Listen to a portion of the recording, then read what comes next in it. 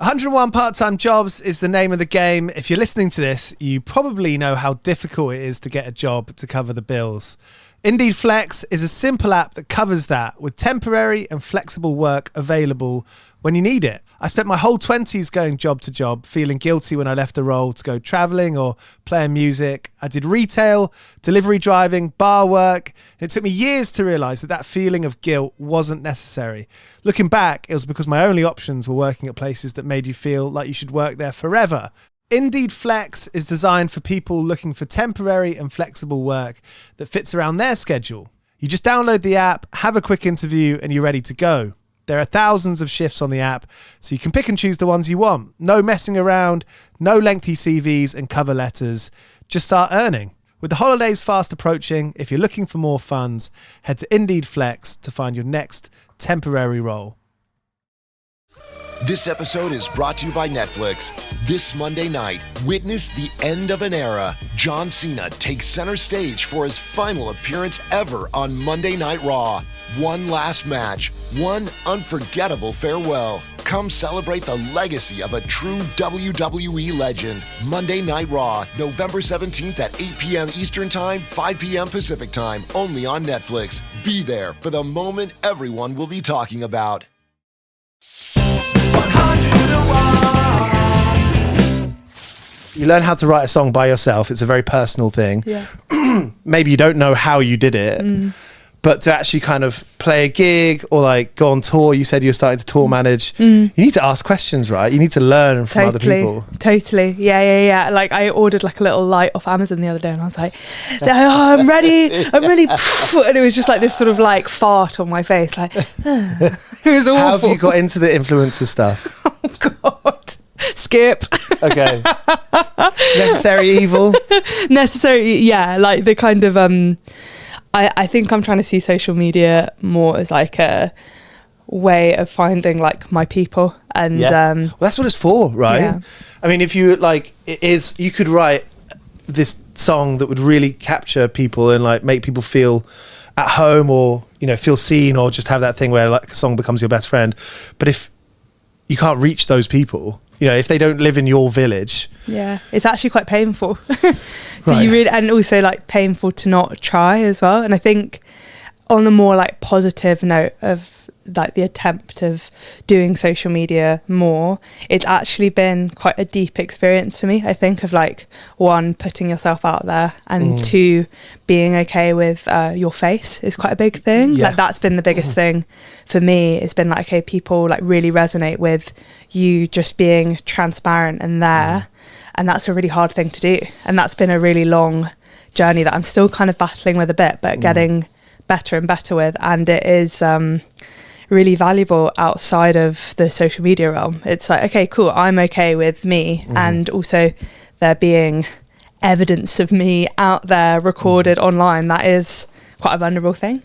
We can all relate to that. We can all, we all do that thing. Like everyone, I mean, I speak to my brother and sister about this all the time. I speak to everyone I've ever spoken to about this has had that thing. It's like you look into the mirror, you look at that thing that you don't like about yourself. Yeah. But no one else sees that. Yeah. And also like the thing that I've been so stunned by is like getting the really kind of felt truth that a lot of the time when I think I look like ugly, I actually look like stressed, or I look a feeling that I'd rather not have. That's like, interesting. Yeah, like the idea of my eyes, like a lot of it has been around my eyes, of sort of like there being a little bit of panic, and it's like, okay, well actually the root of getting, you can't really fake that. Like you actually just need to find like a bit of like peace whilst you're doing it. One of the jobs of being an artist, I mean, having loads of photos being taken of yourself.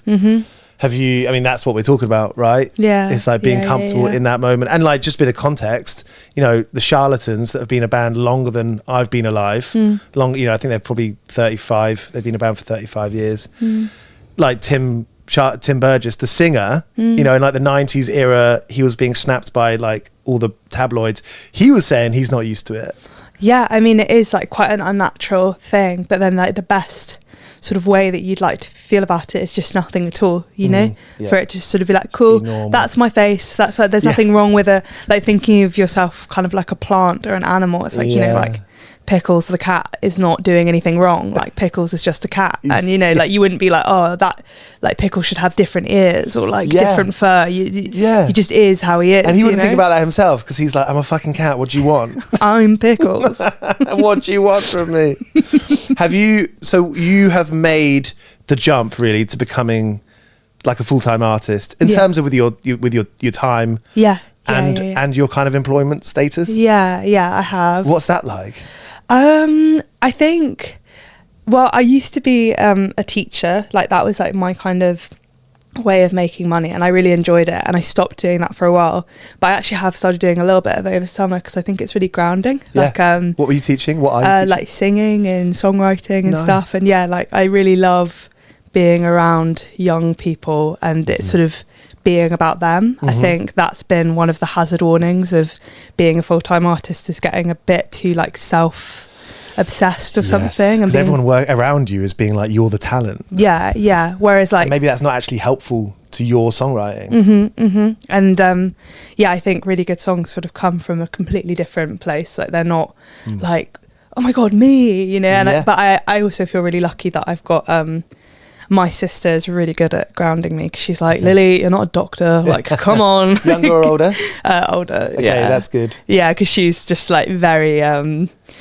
We have a really different lifestyles, and she's just really clever when it comes to that kind of stuff. She's like, get over it. You know, we're all worried about work and like making money and stuff. It's not just musicians. And I'm like, yeah, okay, that's what I need to hear. Actually, I'm fascinated about people because you start writing songs, right, and it's fun, ostensibly. You know, you do it because you're bored, or you do it because you have something that you want to get out, and then you play a gig and maybe you release a few songs. I'm fascinated by that period of time where you start taking yourself seriously. Now that doesn't have to be a bore. It's cool. Like I think the only thing better than having fun is being serious about having fun. I'm big into that idea. Yeah. And I'm fascinated about that with musicians. So speaking about your sister, I mean, was there a time where you said to your sister or your family, you were like, okay, I'm doing this, you know, I want to do this? Yeah, I think like it was sort of when, because I'd never written a song before I was like 19 or something. So it was actually kind of really, I didn't play any instruments. It came quite late for me. Well, like late, that's still so young, but it's like late compared to some people that I was like, oh, I've been writing songs since I was like 9 or, you know, that kind of stuff. And so, but I knew I wanted to do it as my job, or like at least for it to be a really, really big part of my life before I'd ever even done it. And I was really lucky that my mum was just like so game on. She was like, yeah, that's a really good idea. Like you've always really liked, I guess it was like that kind of naivety. I don't know, like I don't think. Do you think you benefited as well by not being the eldest? Yeah. Because there's a lot of pressure on the eldest to go to uni, get a job. I feel like maybe I was quite lucky with my family in that sense as well. Like no one had ever been to university in my family, and like I didn't feel pressure in that sense. And again, like maybe it was a naivety thing, but I do feel very lucky that everyone was like really encouraging when I first started. Yeah, brilliant. But it was kind of like everything felt like it was going wrong. Like I wasn't succeeding in anything I was trying to do. Like I didn't get into university. I didn't like, even though I'd gotten really good grades, I was really lost. I like didn't feel very good. And I think it was that thing that maybe you were talking about of like, you're either having fun or you need to like find something. And I think that was like where I was coming from, of like, I'm looking for something and I'm really lost and I'm going to do this. And I think a lot of my friends were like, whoa, Lily's having a meltdown. But it has ended up being like my thing. And it was the instinct, although it seemed very strange at the time, was correct. That's brilliant. You know, that moment of when something feels like a strange idea and a few years later, you know, it's like the most natural. Yeah. I think that was actually a really big moment for me. The thing of like, okay, I've actually got nothing to lose at this point because I just feel so rubbish. Yeah. And if I were to be really honest, like what's the thing that I would want to do? And it's like, well, I really want to write songs. And it's like, well, you don't play any instruments. You've never written a song and you've never actually like put pen to paper that much. I was like, I just feel like I'd be really good at it. And I always really loved music and I listened to a lot of music. And I always did have this, if and I think it was just like the first time that I'd been really honest with myself, like, what do you want to do? And it's like, I want to do that. And that's brilliant. And and I think a lot of people were very kind of like, what are you doing? But I think the fact that I had my mum really in my corner, and she was like, you know, you kind of know your kid, and it's just like, oh, I think that's a really good idea. Like, you have always really loved music, and maybe it will work. And if it doesn't, who cares? Like, you know, you'll just get like you're a job. In a worse off position. Yeah, exactly. And like, you know, I think also like the fact that, I don't know, I feel like I was sort of raised with the idea of like, there's just no harm in like working in a coffee, like in that this might all kind of stop, and then I'll work in a coffee shop, and that'll be great. You know, like that will also be totally fine. Absolutely. It's about being around good people. I mean, and it's just about affording somewhere to live. Yeah. And being able to go out for an Indian takeaway. Or like a few pints. Exactly. Kind of yeah. And like, and then also, you know, like if it all kind of didn't work out, it's like, okay, well, I've made this record that I love, and had like such a huge learning curve about myself, and become such a bigger person in the process of doing this. So I trust that is, you know, really valuable in like a different way that maybe like a finance job would be valuable in like a different way or something, you know? And this album, the first album, I mean, are you thinking of it as the first album? I mean, right now it's the album, Reopen the World. Yeah, first album for sure. And you're never, I mean, you said it just then, but you're never going to regret making a record, right? No, like, if you did it with like proper heart and like loved the process, which that was this process for sure. Brilliant. Yeah. And we were talking earlier just on the walk over, actually it's just not pissing it down anymore, but it was perfect Elliott Smith talking weather when we were walking. And I said, you know, the way that the vocals are so in your ear, and it feels like a good friend, and it feels like a, you know, something that, you know, like an ally, you know, when you're having a day on your own, when it's pissing it down, you've got nothing to do. Yeah. It sounds a bit like Elliott's, you know, that the production style is Elliott Smith. That was in your mind? Yeah, absolutely. I think that was when we went into the process, we were like, we don't want perfection. We don't want, you know, a lot of these songs are kind of like one take, like everyone playing in the room together. Cool. We didn't want it to be overly laboured or polished. It was just sort of like, cool, these are songs that have a lot of heart and soul. Let's just throw something at the wall and see what sticks, and just go with it. And he talks about the lyrics, how you weren't afraid to be, I think the word used in the official press release was like, you weren't be afraid to like sound like bratty or just a bit like complainy, but like that's life. That is life. You know, I'm a big believer is that you can live an awesome life but still be really thankful for some things. Like, you are definitely allowed to complain. Totally. As well. I think like I really wanted to shake off the shoulds, you know, like with one of the big inspirations for the album was a book called The Vital Spark by Lisa Marchiano. I don't know it, but I will now read it. Yeah, it's a really fantastic book about like your outlawed energies and like the things that we kind of don't allow ourselves to be in the world. So like one of them is like maybe aggressive, or a really big one for me was shrewd, and that's like sort of being the person in the room that just says it how it is. And I think that was a really big one for me.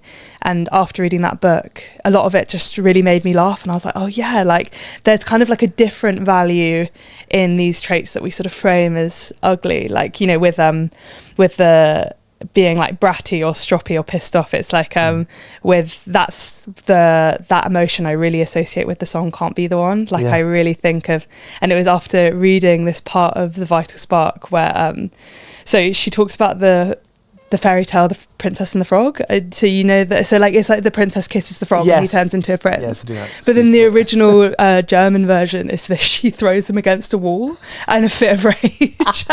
That's like the German version.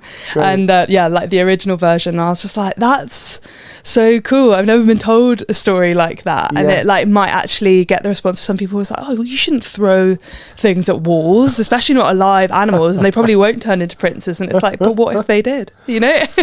Is there something in that song, and I understand, you know, lyrics are deep and fair, you know, if sometimes you don't want to labour over, you know, past friendships or relationships or whatever, but, you know, I think we've all been in those positions where we want to say something to a friend or a partner, but it's difficult because you want to stay in the lane that you feel like you're in. Yeah. And also not wanting to be like demanding or I don't know, you just want to be good, but sometimes good can be at the cost of authentic or poignant or all these other things that actually are really nice things to be as well. 101. So 101 part-time jobs. You said you've been a teacher. I mean, this the job of being an artist. That is now like so many jobs. That is 101 jobs being an artist. Yeah.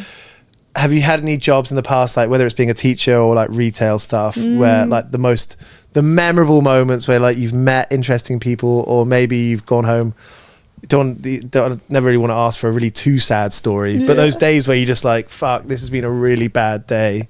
Okay, I do have a story that's like, that was a really bad day, but it's also kind of funny. So Please, maybe it'll this is the place. Okay, so I was a waitress for a few years, and it was like my first day, and I think it's the first time I'm saying this out loud.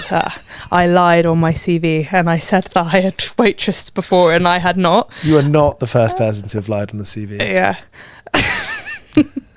I'd said that I had 2 years of waitressing experience though, so that's like a really big, sorry, yeah, it's a big lie.